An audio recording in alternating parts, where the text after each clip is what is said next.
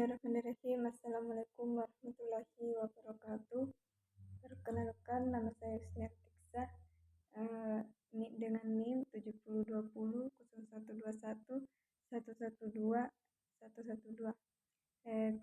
Kesmas A 2021. Jadi di sini saya akan menjelaskan tentang dasar-dasar K3. Yang pertama yaitu konsep dasar K3, di mana keselamatan dan kesehatan kerja merupakan upaya untuk menciptakan suasana bekerja yang aman, nyaman, dan mencapai tujuan produktivitas. Setinggi-tingginya kesehatan dan keselamatan kerja sangat penting untuk dilaksanakan pada semua bidang pekerjaan tanpa terkecuali proyek penggunaan seperti apartemen, hotel, mal, dan lain-lain. Karena penerapan K3 dapat mencegah dan mengurangi risiko terjadinya kecelakaan maupun penyakit akibat melakukan kerja. Adapun tujuan dari K3 yaitu yang pertama, melindungi dan menjamin kesehatan dan keselamatan kerja dan setiap orang yang bekerja. Yang kedua, menjamin agar sumber dari setiap produksi dapat digunakan dengan aman. Yang ketiga yaitu meningkatkan kesejahteraan dan produktif nasional. Selanjutnya yaitu manfaat dari K3.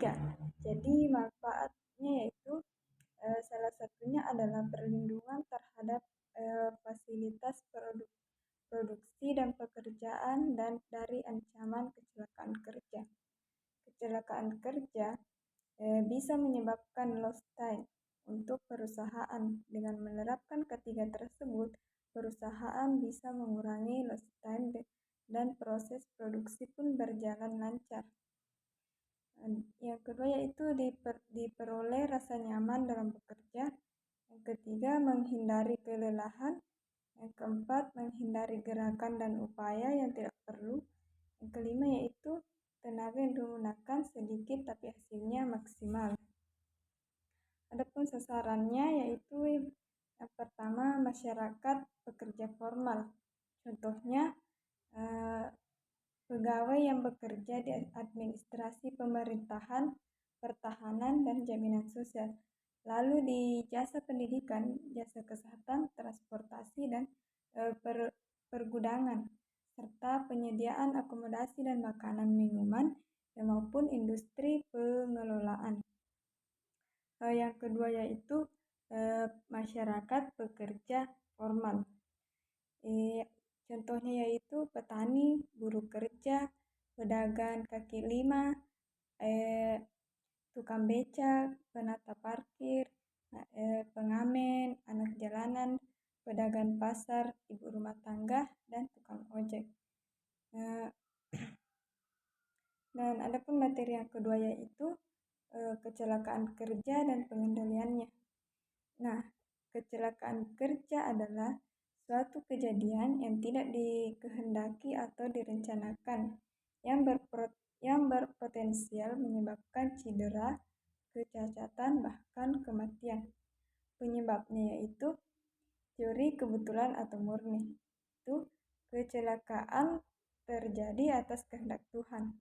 Yang kedua, teori kecenderungan kecelakaan, yaitu mempunyai sifat-sifat pribadi yang cenderung untuk mengalami kecelakaan. Yang ketiga, teori 3 faktor utama, yaitu penyebab kecelakaan adalah peralatan, lingkungan, dan manusia. Yang keempat, teori 2 faktor utama, yaitu kecelakaan yang disebabkan oleh kondisi berbahaya dan tindakan atau perbuatan berbahaya. Yang kelima yaitu teori faktor manusia, kecelakaan yang terjadi karena kesalahan manusia. Adapun dampaknya yaitu berdasarkan model kerugian yang dikemukakan oleh Bendor, terlihat bahwa kerugian akibat kerja terjadinya kecelakaan kerja meliputi manusia, pekerja, properti, proses lingkungan, dan kualitas. Kerugian kecelakaan kerja. Akibat kecelakaan kerja terjadi kecelakaan kerja dapat menyebabkan kerugian. Kerugian tersebut terdiri atas 1. Kerusakan, yang kedua kekacauan organisasi, dan yang ketiga keluhan dan kesedihan, kelainan, dan kematian. Adapun pengendalian dari kecelakaan kerja.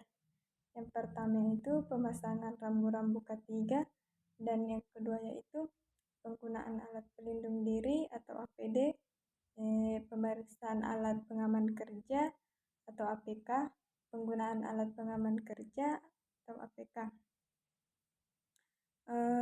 Yang kedua ialah materi yang ketiga yaitu permasalahan ketenagakerjaan, di mana tenaga kerja menurut Undang-Undang Nomor 3 Tahun 2013 adalah orang yang mampu melakukan pekerjaan guna menghasilkan barang atau jasa, baik itu untuk memenuhi kebutuhan pribadi maupun kebutuhan masyarakat. Dan ketenagakerjaan menurut Pasal 1 Angka 2 Undang-Undang Nomor 13 Tahun 2003 yaitu ketenagakerjaan adalah segala hal yang berhubungan dengan tenaga kerja pada waktu sebelum, selama, dan sesudah masa kerja. Dan adapun pasal 76 tentang perempuan yaitu satu, pekerjaan atau buruh perempuan yang berumur kurang dari 18 tahun dilarang dipekerjakan antara 23 jam pukul 23 sampai dengan pukul 7.00. Yang kedua, pengusaha dilarang mempekerjakan buruh perempuan hamil yang menurut keterangan ketenagakerjaan. Dokter berbahaya menurut keterangan dokter berbahaya bagi kesehatan dan keselamatan kandungan maupun dirinya apabila antara pukul 23 sampai dengan pukul 7 pagi. Yang ketiga itu pengusaha yang pekerjakan buruh perempuan antara pukul 23 sampai dengan pukul 7.00 wajib memberikan makanan dan minuman bergizi, menjaga kesusilaan dan keamanan selama di tempat kerja. Dan adapun tentang Undang-Undang Anak Pasal 70, yang pertama yaitu anak dapat melakukan pekerjaan di tempat kerja yang merupakan bagian dari kurikulum pendidikan atau pelatihan yang disahkan oleh pejabat yang berwenang. Yang kedua yaitu sebagaimana yang dimaksud dalam ayat 1 paling sedikit berumur 14 tahun. Ketiga, pekerjaan sebagaimana dimaksud dalam ayat 1 dapat dilakukan dengan syarat diberi petunjuk yang jelas tentang cara pelaksanaan pekerjaan serta bimbingan dan pengawasan dalam melaksanakan pekerjaan, dan diberi perlindungan keselamatan dan kesehatan kerja. Adapun permasalahan tenaga kerja di Indonesia, yang pertama yaitu jumlah angka kerja yang banyak, kedua kualitas angka kerja relatif rendah, yang ketiga persebaran tenaga kerja yang tidak merata, kesempatan kerja masih terbatas, gaji para pekerja yang rendah. Selanjutnya itu pertumbuhan lapangan kerja yang lambat, jaminan sosial yang kecil, kesejahteraan hidup yang rendah, pemutusan hubungan kerja atau PHK, dan pengangguran. Adapun materi yang keempat yaitu PAK dan PAHK. Jadi, penyakit akibat kerja adalah penyakit yang disebabkan oleh pekerja, alat kerja, bahan, proses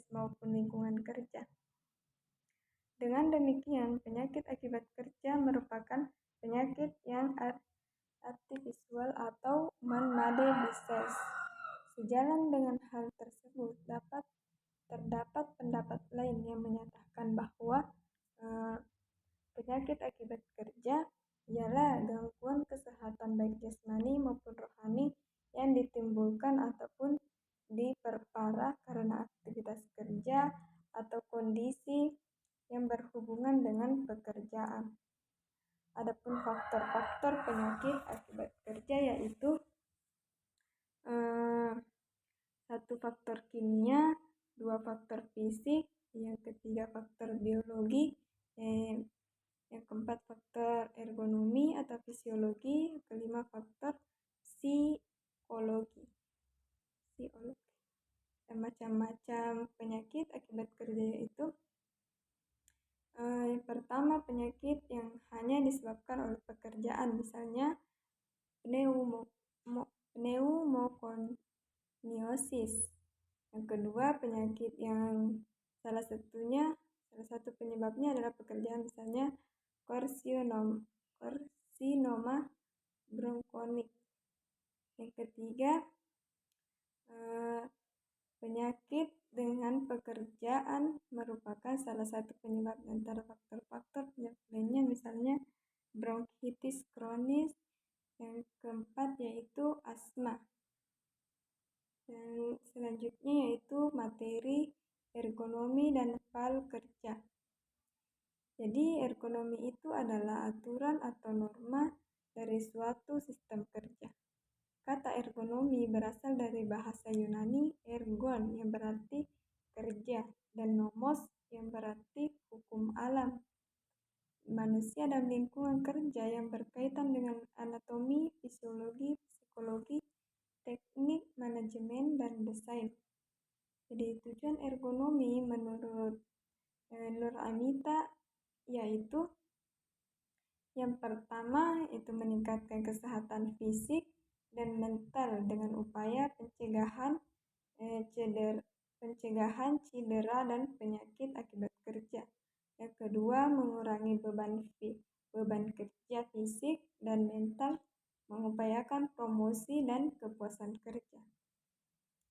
Yang keempat itu meningkatkan kesejahteraan sosial dengan meningkatkan kualitas kontak sosial, mengkoordinasikan pekerjaan dengan baik, dan meningkatkan jaminan sosial untuk usia produktif maupun tidak produktif. Yang kelima yaitu menciptakan keseimbangan rasional antara aspek teknis, ekonomi, dan antropologis dan dari setiap sistem kerja yang diterapkan untuk menghasilkan pekerjaan dan kehidupan yang berkualitas. Selanjutnya yaitu ruang lingkup ergonomi. Ruang lingkup ergonomi mencakup beberapa aspek keilmuan, yaitu yang pertama teknik, metode yang bekerja dengan baik untuk mengurangi risiko cedera akibat ergonomi yang tidak memadai. Yang kedua fisik atau penampilan, seseorang mencerminkan keseimbangan antara kemampuan fisik dan tuntutan pekerjaan. Ketika tuntutan tugas melebihi kapasitas fisik, ketidaknyamanan, malaise, kecelakaan, cedera, nyeri, penyakit, dan penurunan produktivitas terjadi. Sebaliknya, ketika tuntutan pekerjaan kurang dari kemampuan tubuh, maka terjadilah kekurangan stres seperti kebosanan, kelesuan, penurunan produktivitas, dan penyakit. Selanjutnya yaitu anatomi. Hal ini berkaitan dengan kekuatan dan pergerakan otot dan persendian. Selanjutnya kumpulan data numerik tentang ciri-ciri fisik tubuh manusia seperti antropometri, ukuran, dan bentuk kekuatan. Ini akan digunakan nanti untuk mendesain tempat kerja seseorang. Selanjutnya fisiologi yang berhubungan dengan fungsi fisik dan pekerjaan seperti oksigen selama suhu tubuh, kerja dengan aktivitas otot. Desain berarti menciptakan tempat kerja yang tepat di mana karyawan dapat bekerja dengan baik, aman, dan nyaman.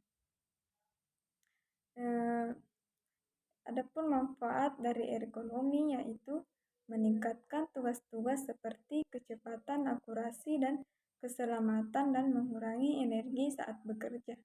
Kedua yaitu hemat waktu dan uang untuk pendidikan dan pelatihan. Ketiga, mengoptimalkan penggunaan bakat SDM dengan meningkatkan keterampilan yang dibutuhkan. Dengan kata lain, ini mengurangi waktu yang terbuang. Keempat yaitu meningkatkan kenyamanan karyawan di tempat kerja, sikap dan posisi tubuh dalam bekerja. Seperti sikap berbaring, duduk, berdiri, dan berjalan. Dan ada pun materi selanjutnya yaitu gizi kerja. Jadi gizi kerja adalah gizi yang diperlukan oleh tenaga kerja untuk melakukan suatu pekerjaan sesuai dengan jenis pekerjaan dan beban kerja atau ilmu gizi yang diterapkan kepada masyarakat.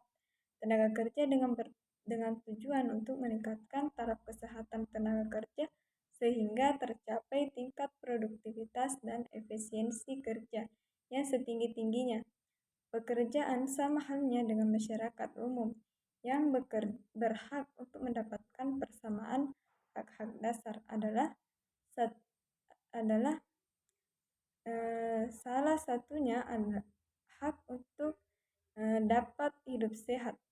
Gizi kerja adalah nutrisi atau kalori yang diperlukan untuk tenaga kerja untuk memenuhi kebutuhan energi sesuai dengan jenis pekerjaannya menurut Sumakmur. Adapun tujuan dari gizi kerja yaitu meningkatkan kesehatan tenaga kerja, yang kedua yaitu meningkatkan produktivitas tenaga kerja, yang ketiga memelihara dan meningkatkan derajat kesehatan masyarakat pekerja di semua lapangan pekerjaan ke tingkat yang setinggi-tingginya baik fisik, mental maupun kesehatan sosial. Keempat yaitu mencegah timbulnya gangguan kesehatan masyarakat pekerja yang diakibatkan oleh tindakan kondisi lingkungan kerja. Dan yang kelima yaitu memberikan perlindungan bagi pekerja dalam pekerjaannya dari kemungkinan bahaya yang disebabkan oleh faktor-faktor yang menyebabkan kesehatan. Selanjutnya itu menempatkan dan memelihara pekerjaan di suatu lingkungan pekerjaan yang sesuai dengan kemampuan fisik dan psikis pekerjaannya. Adapun manfaat dari gizi kerja yaitu meningkatkan dan mempertahankan kemampuan kerja, kedua meningkatkan produktivitas, meningkatkan derajat kesehatan, menurunkan absensi, terciptanya hubungan timbal balik pengusaha dan pekerja maupun antar pekerja. Suasana kerja menyenangkan dan meningkatkan motivasi dan gairah kerja.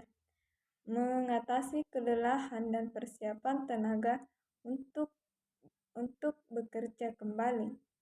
Dan pengawasan relatif lebih mudah.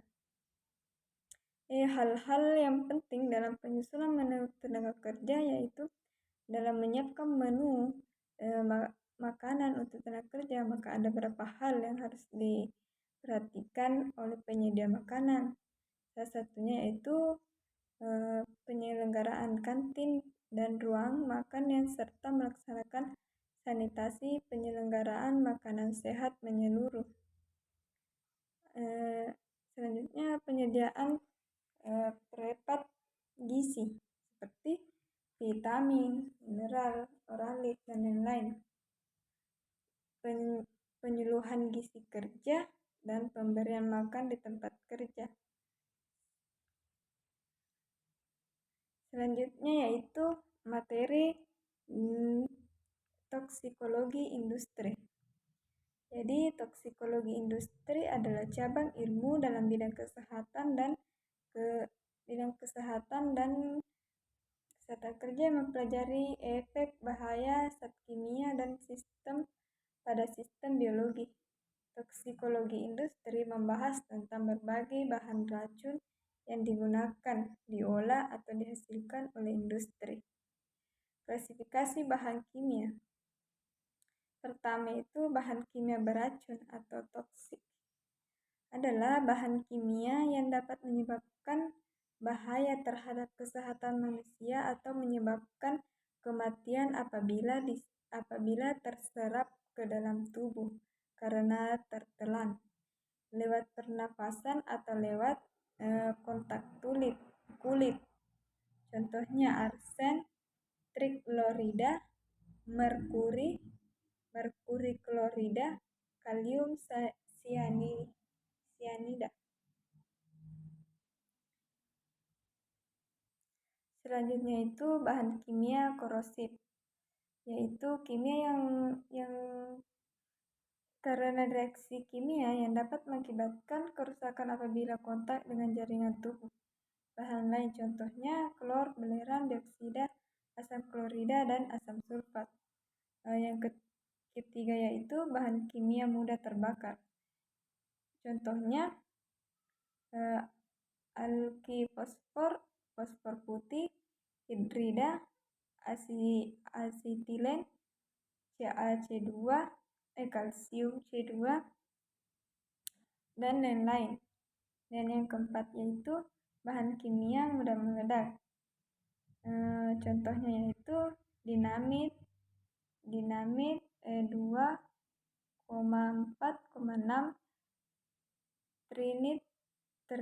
trinitrotulen atau TNT, 2,4 dinitrotulena. Selanjutnya yaitu bahan kimia oksidator, yaitu suatu bahan kimia yang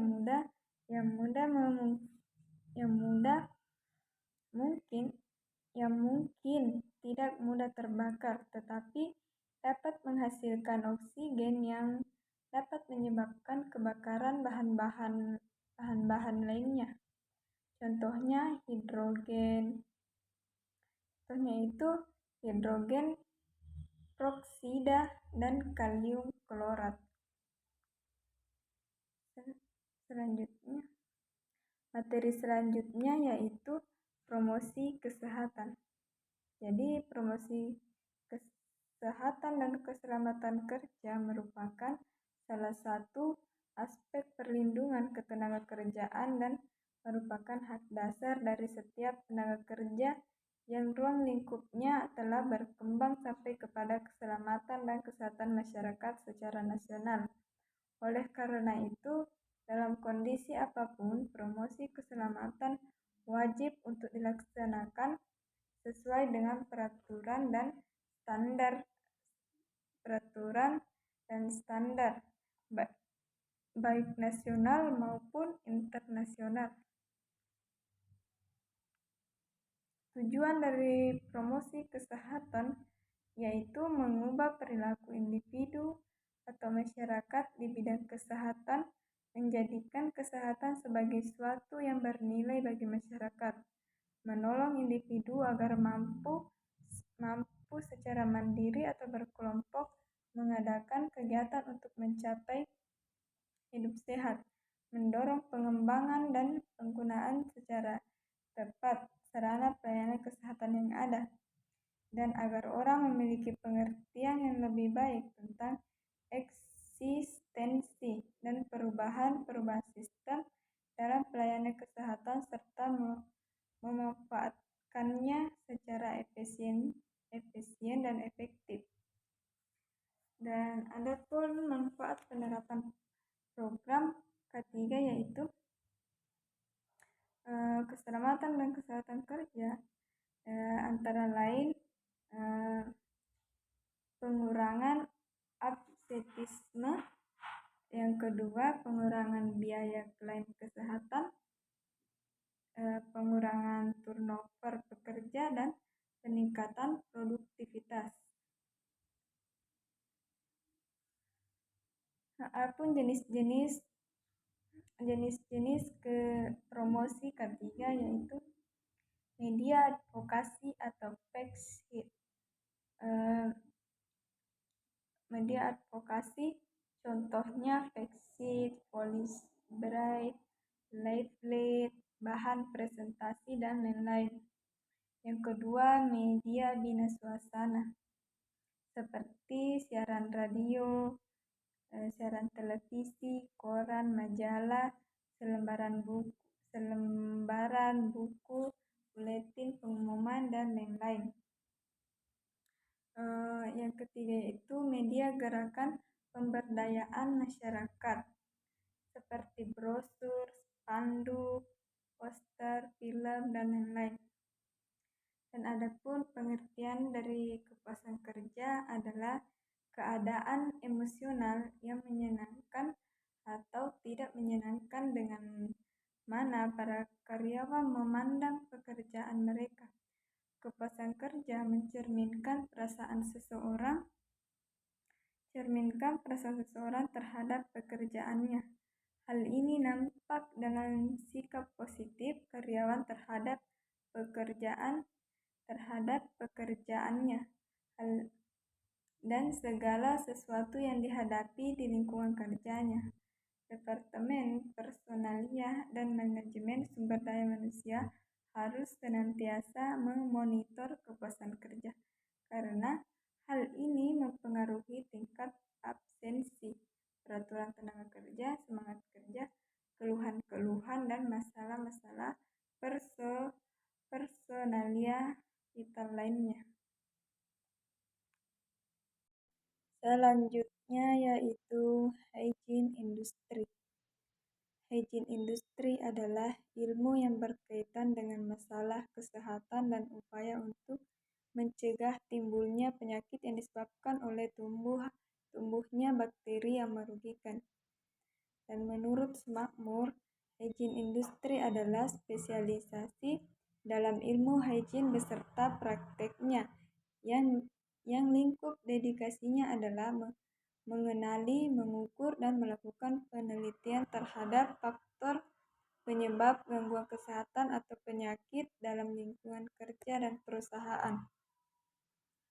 Tujuan dari hygiene industry adalah sebagai alat untuk mencapai derajat kesehatan pekerja yang setinggi-tingginya, sehingga dapat dicapai pula kesejahteraan pekerja. Yang kedua yaitu sebagai alat untuk meningkatkan produksi yang berlandaskan pada meningkatnya efisiensi kerja dan produktivitas kerja. Yang ketiga yaitu tenaga kerja atau pekerja terlindungi dari berbagai risiko akibat berbahaya lingkungan kerja pekerja, tidak celaka, dan menghemat biaya berobat. Dan perusahaan atau industri memperoleh predikat yang akan meningkatkan daya saing industri di dunia internasional. Adapun prinsip dasar dari hygiene industri yaitu yang pertama antisipasi dengan memprediksi potensi bahaya dan risiko di tempat kerja. Yang kedua, pengenalan. Pengenalan adalah serangkaian kegiatan yang mengenali suatu bahaya lebih detail. Faktor bahaya seperti fisik, kimiawi, biologi, agronomi, dan psikologi. Ketiga yaitu evaluasi, yaitu suatu kegiatan sampling dan mengukur bahaya dengan metode yang lebih spesifik. Yang keempat yaitu pengendalian, di mana hasil pengukuran yang melebihi ambang batas dapat dikendalikan dengan menggunakan metode hierarki pengendalian atau piramida terbaik meliputi eliminasi, substitusi, dan kontrol. Adapun pencegahan terjadinya gangguan atau ancaman terhadap keselamatan dan kesehatan kerja di lingkungan hygiene industri.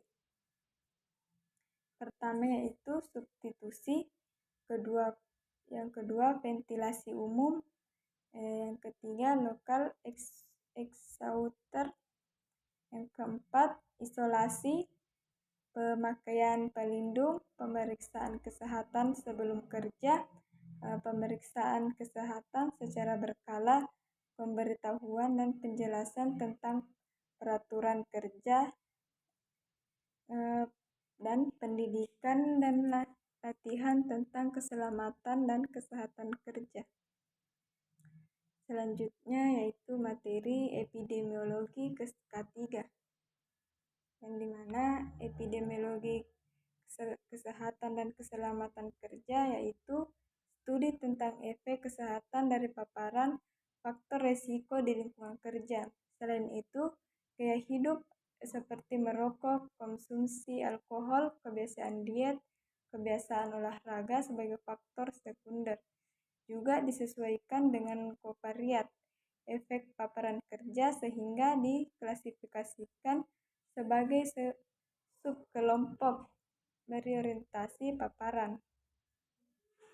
Dan tujuan epidemiologi yaitu mengidentifikasi paparan yang menyebabkan penyakit atau masalah kesehatan kerja, merekomendasikan tindakan pencegahan, dan menyediakan data untuk proyeksi masa depan.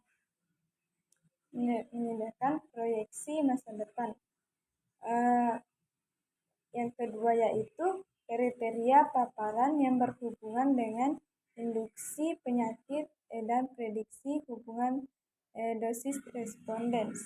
Cara peranan epidemiologi K3 yaitu mengidentifikasi faktor-faktor yang berperan dalam perkembangan penyakit atau masalah kesehatan di masyarakat. Yang kedua, menyediakan data penting yang perencanaan kesehatan dan pengambilan keputusan. Yang ketiga, membantu mengevaluasi program kesehatan yang sedang atau telah dilaksanakan.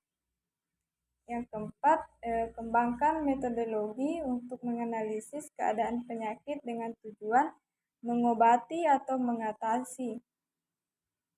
Yang kelima yaitu mempelajari riwayat kondisi kesehatan atau penyakit yang sering terjadi pada sekelompok masyarakat dari waktu ke waktu.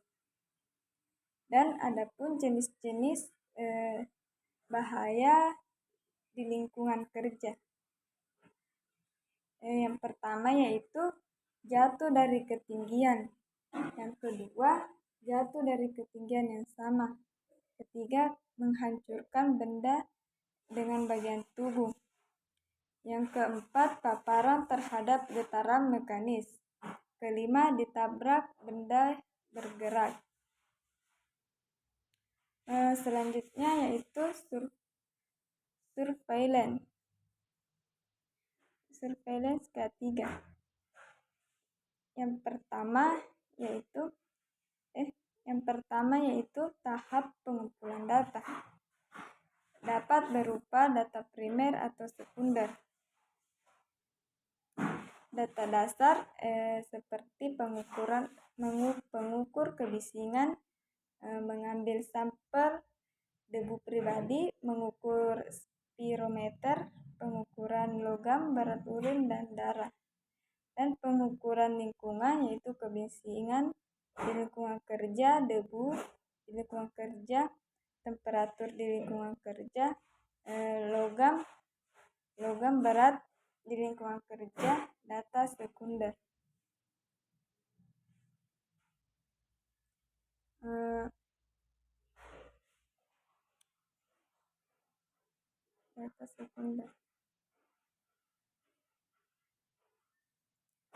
Jenis data sama dengan semua data primer. Bedanya, data tidak kita kumpulkan secara langsung. Data diperoleh dari sumber tertentu. Misalnya data dari faktor risiko, data masalah kesehatan, data biomonitoring. Kedua yaitu fase monitoring dan analisis. Data penyakit akibat kerja. Analisis tren dan interaksi antara paparan biomonitoring dan hasil kesehatan baik untuk individu maupun kelompok. Dengan melakukan analisis risiko kesehatan kerja terhadap nilai ambang atas diperoleh di distribusi frekuensi tingkat bahaya menurut sejumlah risiko yang dianggap berpengaruh seperti beberapa area kerja atau mesin. Materi selanjutnya yaitu psikologi industri. Psikologi industri atau organisasi adalah sebuah cabang ilmu psikologi yang mempelajari perilaku manusia dalam situasi kerja. Adapun manfaat dari psikologi industri, yang pertama yaitu membantu organisasi dan perusahaan dalam mencapai tujuan bersama. Yang kedua, menjembatani kebutuhan individu dan kebutuhan organisasi. Yang ketiga, meningkatkan kemampuan individu dalam setting kerja, sehingga bukan saja meningkatkan setiap kompetensi individu, tapi juga mengembangkan kualitas perusahaan. Yang keempat yaitu meningkatkan kesejahteraan tenaga kerja dengan memperhatikan kepuasan kerja, motivasi.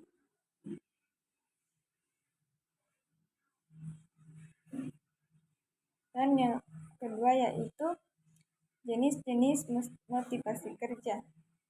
Di antaranya yang pertama motivasi intrinsik, yang dimana motivasi ini adalah motivasi yang datang dari kemauan diri sendiri untuk melakukan sesuatu tanpa adanya imbalan. Yang kedua yaitu motivasi ekstrinsik, yaitu jenis motivasi yang mengacu pada perilaku yang didorong oleh penghargaan eksternal seperti gaji, pengakuan, pujian, nilai, keterangan. Selanjutnya yaitu pengertian kepuasan kerja. Kepuasan kerja adalah fenomena yang sering diangkat dan dibahas dalam berbagai diskusi dan pertemuan ilmiah. Kepuasan kerja memiliki pengaruh terhadap hasil suatu proses dalam organisasi. Kepuasan kerja yang tinggi akan tercapai jika faktor-faktor penyebab kepuasan kerja disediakan secara cepat. Materi selanjutnya yaitu pelayanan kesehatan dan jam sostek TK. Pelayanan kesehatan kerja wajib diberikan kepada sumber daya manusia. Rumah sakit secara paripurna meliputi pelayanan promotif, preventif, kuratif, dan rehabilitatif yang bertujuan untuk meningkatkan dan memelihara derajat kesehatan fisik, mental, dan sosial yang setinggi-tingginya bagi sumber daya manusia di semua jenis pekerjaan. Sedangkan BPJS diselenggarakan menurut asas kemanusiaan, manfaat, serta keadilan sosial bagi seluruh rakyat Indonesia untuk melaksanakan pemuasan kebutuhan dasar hidup yang baik bagi tiap masyarakat yang menjadi hak dasar manusia. Tujuan dari pelayanan kesehatan yaitu memberikan pengobatan, penyembuhan, dan pemulihan bagi tenaga kerja, serta mewujudkan kawasan kerja yang selamat melalui penilaian secara berdasarkan mutu dan berdasarkan jumlah atau banyaknya, dan menciptakan kondisi sehat. Adapun tugas dari pelayanan kesehatan yaitu memberikan preventif dan pengobatan atas penyakit umum dan penyakit akibat kerja, serta memberikan pertolongan pertama pada kecelakaan. Sedangkan BPJS yaitu mengelola dan mengumpulkan data peserta perorangan jaminan kesehatan dan serta membiayai pelayanan kesehatan sesuai ketentuan dan strategi jaminan kesehatan. Dan ruang lingkup pelayanan kesehatan kerja mencakup upaya pelayanan paripurna atau peningkatan kesehatan kerja, preventif dan rehabilitasi, PAK dan PHK, serta pemulihan PAL dan PAHK. Sedangkan ruang lingkup BPJS kesehatan sebagaimana yang dimaksud pada pasal 5 ayat 2 BPJS Kesehatan. Menyelenggarakan program jaminan kesehatan BPJS Ketenagakerjaan sebagaimana dimaksudkan dalam pasal ayat 2, menyelenggarakan 4 program. Selanjutnya yaitu SMK3. Sistem Manajemen Keselamatan dan Kesehatan Kerja adalah bagian dari sistem manajemen perusahaan secara keseluruhan dalam rangka pengendalian risiko yang berkaitan dengan kegiatan kerja guna terciptanya tempat kerja yang aman, efisien, dan produktif. Sistem manajemen kesehatan, keselamatan, dan kesehatan kerja merupakan bagian dari sistem manajemen organisasi yang digunakan untuk mengembangkan dan mengelola menerapkan kebijakan K3 dalam risiko.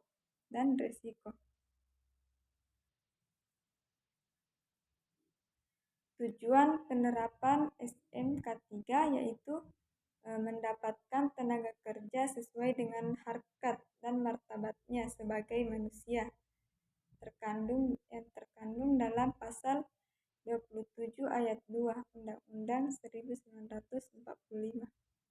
Meningkatkan komitmen pimpinan perusahaan dalam melindungi ketenagakerjaan. 3 yaitu meningkatkan efisiensi dan produktivitas kerja untuk menghadapi kompetisi perdagangan global.